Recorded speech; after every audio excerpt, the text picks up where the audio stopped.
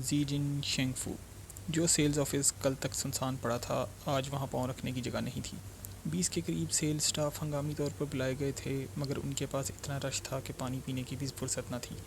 تیسری منزل کے دفتر میں مینیجر وانگ شینگ یونگ کھڑکی کے پاس کھڑے نیچے کے ہجوم کو دیکھ رہے تھے۔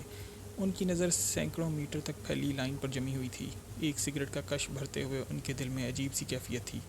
نہ یہ برا کہا جا سکتا تھا، نہ اچھا۔ صبح 10:30 بجے تھے، پریس کانفرنس کو بھی 1.5 گھنٹہ ہوا تھا۔ بورڈ آف ڈائریکٹرز نے فوراً حکم دیا کہ قیمت بڑھاؤ۔ اب فی مربع میٹر کم از کم 60,000 یوان اور زیادہ سے زیادہ 90,000 یوان مانگے جا رہے تھے۔ یہ قیمت پورے لینڈو سٹی میں اوپر کے درمیانی درجے کی سمجھی جاتی تھی۔ وانگ شینگ یونگ کو یہ اچانک اضافہ حیران نہیں کر رہا تھا، کیونکہ وہ جانتا تھا کہ فی الحال زی جن شینگفو پورے سدرن نیو ڈسٹرکٹ کی سب سے ہاٹ پراپرٹی ہے۔ یہاں گھر خریدنے کا مطلب تھا ہر سہولت آپ کے قدموں کے تلے۔ اسکول، ہسپتال، بڑے سپر مارکیٹس، سب اس کے ارد گرد ہی تعمیر ہونے تھے، اور جب یہ سب مکمل ہوگا تو قیمتیں مزید بڑھیں گی۔ آج کی بھیڑ تو صرف آغاز تھا، آگے چل کر مزید سرمایہ کار اور سٹے باز یہاں پہنچنے والے تھے۔ اسی لیے بورڈ نے دوپہر سے لاٹری سسٹم شروع کرنے کا اعلان کیا تھا۔ اب صرف وہی لوگ خرید سکتے تھے جنہیں نمبر ملے یا جن کی سیلز آفس میں جان پہچان تھی۔ وانگ شینگ یونگ کے لیے یہ سب خوشی کا موقع ہونا چاہیے تھا، لیکن اس کے دل میں کڑواہٹ کی وجہ کچھ اور تھی۔ وہ دونوں آدمی جنہوں نے کل تقریباً 200 یونٹس خرید ڈالے تھے، کل تک وہ انہیں بے وقوف سمجھ رہے تھے، مگر آج وہ خود کو مکمل بے وقوف محسوس کر رہے تھے۔ وہ دونوں بہترین بلڈنگز اور فلورز چن کر بیٹھے تھے۔ اگر موجودہ قیمت کے حساب سے صرف 80,000 یوان فی مربع میٹر پر بھی بیچا جائے تو کمپنی کو کم از کم 1.5 ارب یوان کا نقصان تھا۔ 1.5 ارب! یہ کمپنی کا خالص منافع ہو سکتا تھا، اور یہ کارکردگی انہیں وانگ شینگ یونگ کو یقیناً سینئر مینجمنٹ میں پہنچا دیتی، زندگی بدل دیتی۔ لیکن اب ان کے پاس ہمت نہیں تھی کہ یہ خبر بورڈ کو دیں۔ کل تک جو سرپرائز دینا چاہتے تھے، وہ آج ان کے لیے ڈراؤنا خواب بن گیا تھا۔ وہ واضح طور پر دیکھ سکتے تھے کہ جب بورڈ کو حقیقت پتہ چلے گی تو طوفان کھڑا ہوگا۔ اسی دوران ان کی اسسٹنٹ، جو کافی دیر سے ان کے پیچھے کھڑی تھی، بولی، مینیجر وانگ، یہ بات چھپنے والی نہیں۔ جتنا جلدی ہو اتنا بہتر ہے کہ خوشگوار ماحول میں اوپر رپورٹ کر دیں، ورنہ بعد میں مشکل بڑھ جائے گی۔ وانگ شینگ یونگ نے سگریٹ بجھا دیا اور تھکے ہوئے لہجے میں کہا، تم ٹھیک کہتی ہو، اب اور نہیں گھسیٹوں گا، ورنہ رات کو نیند بھی نہیں آئے گی۔ وانگ شینگ یونگ نے فیصلہ کر لیا۔ اس نے فون نکالا اور مسٹر چینگ کو کال ملائی۔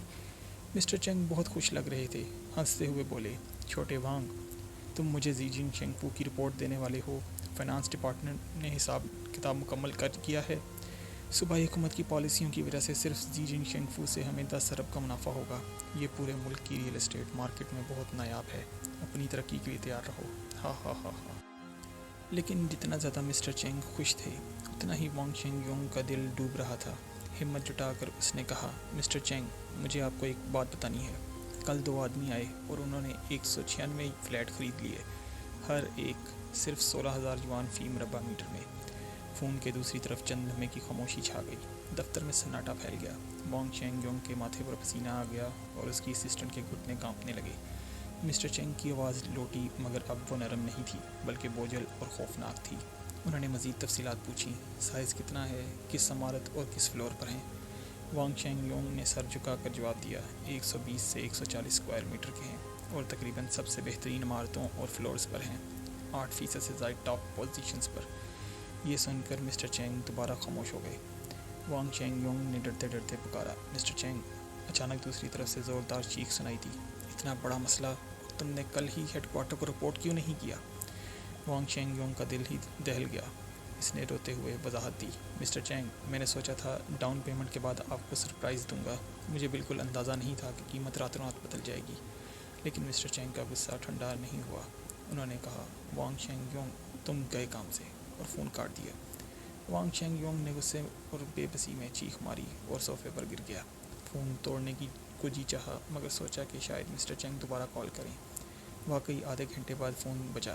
مسٹر چینگ تھے۔ انہوں نے سیدھا سوال کیا، کل تم نے کون سا معاہدہ سائن کیا ہے؟ وانگ شینگ یونگ نے جواب دیا، deposit contract. Mister Cheng, damages کتنا ہے؟ وانگ شینگ یونگ، 3 گنا۔ مسٹر چینگ، صرف ڈپازٹ کیا ہے؟ وانگ شینگ یونگ، جی صرف ڈپازٹ۔ مسٹر چینگ نے حکم دیا، فوراً ان سے رابطہ کرو اور کہو ہر جانہ دینے کو تیار ہیں۔ یہ سن کر وانگ چینگ یونگ کی آنکھوں میں چمک آ گئی۔ دوپہر کے وقت لن منگ نے ایک چھوٹے سے صاف ستھرے ریسٹورنٹ سے کھانا پیک کروایا اور ٹیکسی پکڑ کر آنجو ریزیڈینشیل کمپلیکس کی طرف روانہ ہو گیا۔ اس کے دل میں ایک خیال مسلسل چل رہا تھا، یہ جو ریئل اسٹیٹ کے معاہدے بیچ رہا ہوں ان کا کچھ پیسہ لن کے اور لن چھو کو ضرور بھیجوں گا۔ کم از کم وہ جہیز اور مہر کی رقم تو واپس کروں جو میں نے ان سے دگا سے لے لی تھی، تاکہ وہ اچھا کھا سکیں اور بہتر زندگی گزار سکیں۔ لن منگ کو احساس تھا کہ اس کی وجہ سے خاندان کتنا کمزور ہو گیا ہے۔ لن کے اور لن چھو جڑواں بہن بھائی تھے، دونوں کی عمر 28 سال تھی اور اب تک غیر شادی شدہ تھے۔ والدین لن چنگو اور جی یو فین کھیتوں میں محنت کرتے، مگر آمدنی اتنی نہیں تھی کہ جہیز یا شادی کا خرچ نکال سکیں۔ لن منگ کو اپنے آپ پر گہرا پچھتاوا تھا۔ دل ہی دل میں سوچا، میں بڑے بھائی کے طور پر ان کا سہارا نہیں بن سکا، بلکہ ان کی زندگی تقریباً برباد کر دی، مگر شاید اب بھی موقع ہے کہ میں اپنی غلطیوں کا ازالہ کر سکوں۔ ٹیکسی آنجو کمپلیکس کے گیٹ پر رکی۔ لن منگ نے راستے میں اپنی بیوی چنجیا کو وی چیٹ پر پیکڈ کھانے کی تصویر بھیجی، مگر جواب نہ آیا۔ آخرکار اس نے فون ملایا۔ چنجیا نے فون اٹھایا۔ لہجہ پہلے سے جیسا کڑوا نہیں تھا، بلکہ ہلکا سا نرم اور شرمیلا تھا۔ لن منگ نے کہا، میں نے تمہیں بھیجا تھا۔ چنجیا فوراً بولی، میں مصروف تھی، دیکھنے کا وقت نہیں ملا۔ لن منگ ہنس پڑا، میں نے تو یہ بھی نہیں بتایا کہ میں نے کیا بھیجا ہے، تم اتنی جلدی صفائی کیوں دے رہی ہو؟ کیا پتہ کوئی پارسل ہو؟ چنجیا لمحے بھر کو چونکی، پھر گھبراہٹ میں بولی، میں نے بس اندازہ لگایا تھا۔ لن منگ کھلکھلا کر ہنسنے لگا۔ اب اسے یقین ہو گیا کہ چنجیا نے اس کا میسج پڑھ لیا تھا، بس جان بوجھ کر جواب نہیں دیا۔ چنجیا ہلکی سی شرماہٹ میں بولی، اتنی ہنسی ہے تو ذرا اپنے دانتوں کا خیال رکھنا۔ یہ سب سن کر صاف محسوس ہو رہا تھا کہ چنجیا کا رویہ بدل رہا ہے، جیسے وہ دوبارہ وہی پرانی محبت بھری باتوں میں لوٹ آئی ہو۔ فون کے آخر میں چنجیا نے کہا، شوان شوان گھر پہ ہے، شاید ابھی کھانا نہیں کھایا، تم آؤ گے تو وہ دروازہ کھول دے گی۔ یہ سنتے ہی لن منگ کا دل خوشی سے بھر گیا، اسے لگا جیسے ایک بڑی دیوار ٹوٹ گئی ہو۔ چنجیا نے بیٹی کو خود بتایا تھا کہ اب پاپا گھر آ سکتے ہیں۔ لن منگ نے سوچا، یہ تو واقعی ایک بہت بڑی جیت ہے، پہلا قدم کامیابی کی طرف۔ لن منگ خوشی خوشی ہنستے گنگناتے ہوئے اوپر چڑھ گیا۔ اب کم از کم چنجیا نے اس کے گھر آنے پر اعتراض تو نہیں کیا تھا۔ راستے میں وہ پہلے وانگ لان کے دروازے پر رکا۔ بزرگ خاتون نے دروازہ کھولا تو مسکرا کر بولی، لن منگ تم پھر آ گئے، سنا ہے جیا سے تمہارا طلاق ہو گیا ہے، لیکن تم آج کل بہت زیادہ آ رہے ہو، کیا واقعی بدل گئے ہو؟ لن منگ نے ہلکی سی مسکراہٹ کے ساتھ ریسٹورنٹ کا کھانا بڑھاتے ہوئے کہا، گرینڈ ماں وانگ، دیکھیں نا میں نے 6 ڈشز لی ہیں، جیا گھر پر نہیں ہے، میں اور شوان شوان اتنا سب کھا نہیں سکتے، یہ 2 آپ رکھ لیجئے۔ وانگ لانمے نے اسے پیار بھرے لہجے میں سمجھایا، بیٹا طلاق کوئی ڈراؤنی چیز نہیں، ڈراؤنی چیز یہ ہے کہ انسان کبھی کسی کی قدر نہ کرے اور خود کو بہتر کرنے کی کوشش نہ کرے۔ اگر تم واقعی بدل گئے ہو تو جیا کو واپس جیتنے میں دیر نہیں لگے گی۔ لن منگ نے دل ہی دل میں سوچا، یہ گڑیا کتنی پیاری ہے۔ بعد میں جب لن منگ نے شوان شوان کو فون کیا تو چھوٹی بیٹی خوشی خوشی دروازہ کھولنے آئی۔ اس نے معصومیت سے کہا، پاپا آپ میرے لیے پھر کھانا لائے ہیں؟ اب تو آپ مجھے نہ ڈانٹتے ہیں نہ مارتے ہیں اور روز میرے لیے مزے کے کھانے لاتے ہیں، مجھے اپنے پاپا سے بہت محبت ہے۔ یہ معصوم جملے سن کر لن منگ کا دل میں عجیب سا سکون اور پچھتاوا دونوں ساتھ ساتھ ابھر آئے۔ وہ جانتا تھا کہ پہلے کی سختیوں نے اس بچی کے دل پر زخم ڈال دیے ہیں، لیکن اب وہ آہستہ آہستہ ان زخموں کو بھر رہا تھا۔ لن منگ اور شوان نے ساتھ بیٹھ کر کھانا کھایا۔ بیٹی سو گئی تو فون کے پاس بیٹھ گیا جیسے کسی انتظار میں ہو، اور پھر ٹھیک 2 منٹ بعد فون بجا۔ کال تھی وانگ شینگ یونگ کی، زی جن شینگ فو کا سیلز مینیجر۔